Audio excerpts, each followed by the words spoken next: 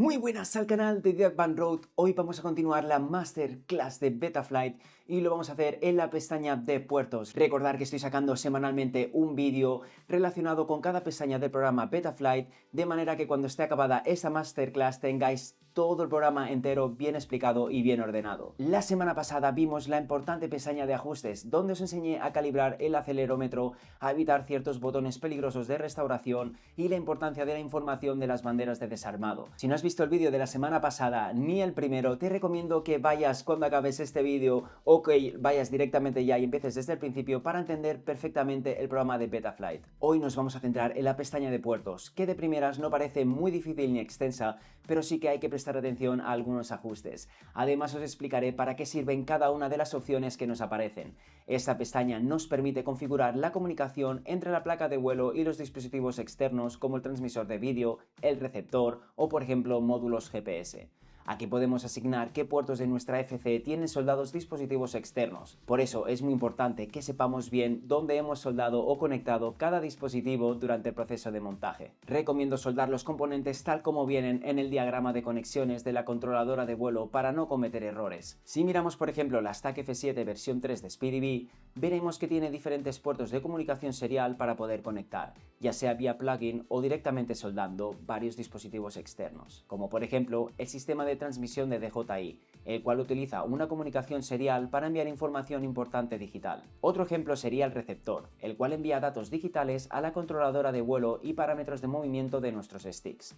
Estos son solo dos ejemplos, pero hay varios dispositivos periféricos más que tenemos que conectar a nuestra controladora de vuelo, y esta controladora de vuelo necesita una interfaz para comunicarse con esos dispositivos. Estas interfaces se llaman UARTs y en la pestaña de hoy tienen una gran importancia. UART significa receptor transmisor asíncrono universal y están compuestos cada uno de los puertos por 4 pines. Por un lado tenemos el pin de energía, ya sea de 5 voltios o 9 voltios. Otro pin sería para la tierra o ground. Y aquí viene lo importante, el pin TX de transmisión y el RX de recepción.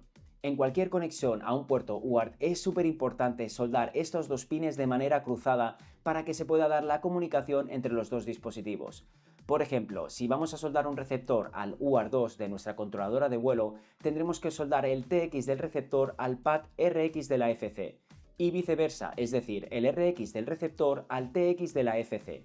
De hecho, es un error muy común tener fallos de comunicación entre el receptor y la emisora debido a que la instalación del receptor está mal hecha. Por cierto, si quieres aprender a montar un dron FPV paso a paso, te dejo por aquí arriba una ventanita con un tutorial completo en el cual también te entra una parte de configuración de Betaflight y de esta manera vas a poder ver cómo aplicamos todo lo aprendido hoy de manera práctica. Además, si te gusta el contenido de Didac Van Road, no olvides suscribirte al canal y de darle a la campanita para no perderte todos los vídeos que están por llegar, ya que próximamente me voy a centrar mucho en montajes de drones FPV de diferentes modalidades, ya sea de Long Range, Tiny Boop y el siguiente montaje que voy a realizar, ya que he conseguido un sponsor con T-Motor y me va a enviar componentes muy top, muy premium, y con esos componentes voy a realizar un montaje de un dron freestyle 100% pensado para bando. Así que, lo dicho, activa la campanita. Vamos a continuar entonces con la pestaña de puertos, ya que ahora ya sabemos qué son los puertos UART. Como vemos, tenemos varios puertos y dependiendo de la FC que tengamos, aquí nos aparecen más o menos y no siempre de manera ordenada. La numeración de cada UART está relacionada con el número de puerto en la controladora de vuelo. Es decir, el UART2 que vemos aquí corresponde al R2 y T2 de la FC, o el UART3 corresponde al R3 y T3 en la FC. Algunos de estos puertos tienen un propósito específico y esto dependerá del diseñador de la FC. Aún así, no te preocupes porque por norma general esto nos viene bien indicado en las especificaciones técnicas de la controladora de vuelo. Vamos a empezar por la columna de configuración MSP. MSP significa protocolo multiserie y es un protocolo que permite que Betaflight envíe y reciba datos a través de un puerto UART, facilitando la comunicación entre la controladora de vuelo y otros dispositivos externos. Como vemos aquí, esto solamente sería en el caso del UART 1, pero en la primera casilla tenemos USB VCP. Esto es básicamente la interfaz USB real de tu FC y nos viene con el protocolo EMSP como método de comunicación. De hecho, si intentas desmarcar la casilla no va a ser posible ya que la FC está conectada mediante USB-C al ordenador en estos momentos. Entonces, ¿por qué necesitamos el protocolo MSP para un puerto UART?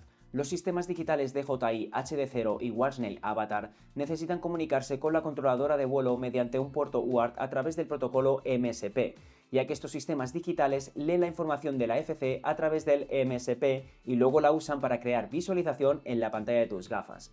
A diferencia, por ejemplo, de los sistemas analógicos, donde esa visualización la crea directamente la controladora de vuelo. Todo esto es bastante técnico y puede parecer un poco confuso, pero aquí lo que te tiene que quedar claro es que si vas a utilizar un transmisor digital, vas a tener que marcar la casilla de MSP en un puerto UART. Y ese puerto UART donde vas a marcar la casilla MSP es donde habrás soldado el transmisor de vídeo. Muy importante por eso que anotemos al principio del montaje dónde vamos a montar, dónde vamos a conectar cada componente de nuestro dron. Justo al lado tenemos la velocidad en baudios y este concepto es también importante. Este valor define a qué velocidad se comunican en bits por segundo la controladora de vuelo y los dispositivos conectados a ese UART. El valor de 115.200 baudios es una velocidad de transmisión estándar que asegura una comunicación rápida y estable entre la placa de vuelo y los dispositivos externos. Este valor se ha convertido en un estándar porque proporciona el equilibrio adecuado entre velocidad y fiabilidad para la transmisión de datos entre los componentes digitales. Aún así, tienes que prestar atención a las especificaciones técnicas, ya que muchos fabricantes te determinan este valor por sus componentes y si tú lo configuras a una velocidad diferente,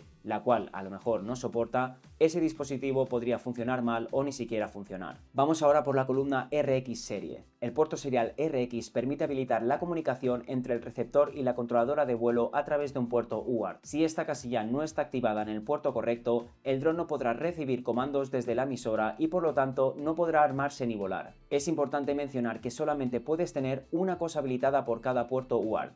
Es decir, si por ejemplo activamos el receptor en el puerto UART donde tenemos activado el transmisor de vídeo con MSP, al guardar y reiniciar perderemos todos los ajustes que hayamos hecho en esta pestaña, volviendo a los valores predeterminados. Así que asegúrate de tener un dispositivo para cada UART y así ahorrar problemas. Nuestra siguiente sección es la entrada de sensores y como ves solamente tenemos aquí dos opciones a escoger más la velocidad de comunicación, la cual ya hemos hablado. Primero tenemos la opción de GPS y si has instalado en tu dron un módulo GPS vas a tener que habilitarlo en el puerto UART donde hayas hecho su instalación.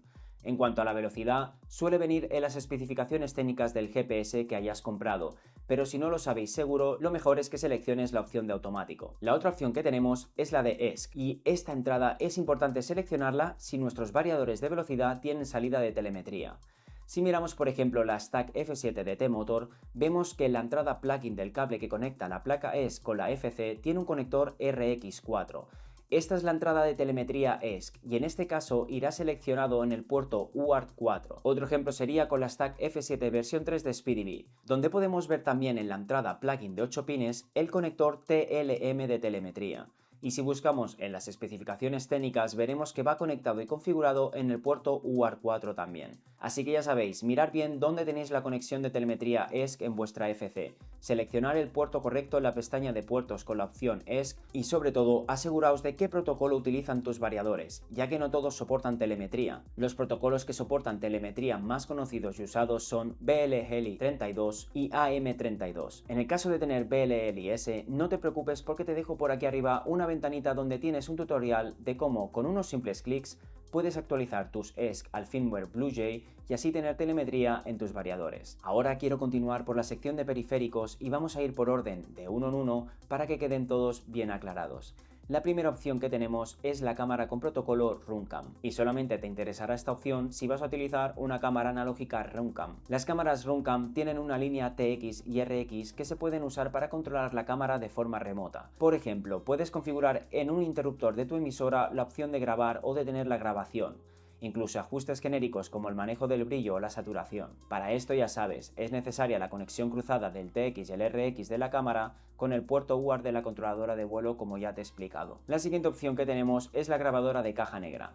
Todo lo relacionado con la caja negra de Betaflight lo aprenderás en las siguientes semanas en las pestañas de ajustar PID y de caja negra. La caja negra es un sistema de registro de datos en tiempo real que almacena información detallada del vuelo, de manera que con estos datos se puede realizar un análisis a fondo del comportamiento de nuestro dron FPV. Estos registros incluyen datos de sensores, estados del control PID, entradas de transmisor y errores.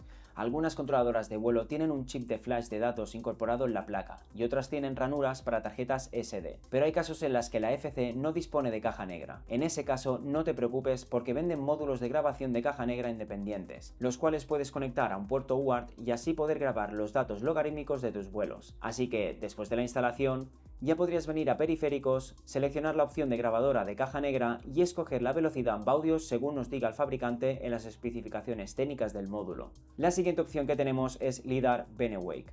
Esto se utiliza en el caso de que vayas a montar un sensor LiDAR en tu dron. Este protocolo permite medir la distancia desde el dron hasta el suelo, pero sinceramente nunca lo he visto en acción y desconozco su uso por completo. Una opción que raramente veremos es OSD Protocolo FrSky. Este protocolo se usa para enviar información de telemetría a través del OSD de tus gafas para protocolos solamente FrSky. Actualmente hay muy pocas controladoras de vuelo que lo usen y las que lo usan comúnmente son drones TinyWhoop. Ahora tenemos las tres opciones más comunes y donde tenemos que prestar más atención. Vamos con la primera opción de VTX IRC Tramp.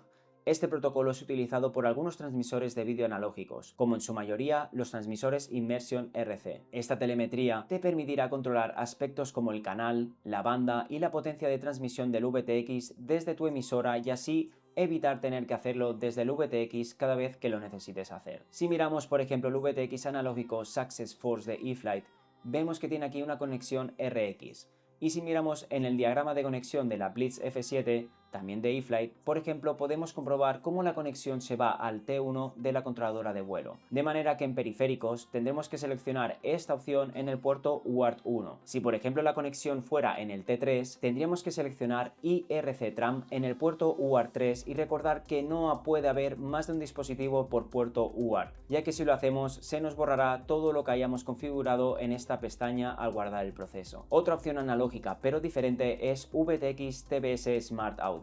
Este protocolo proviene, tal como dice el nombre, de la marca Team Black Sheep, conocida como TBS, y nos brinda el soporte Smart Audio.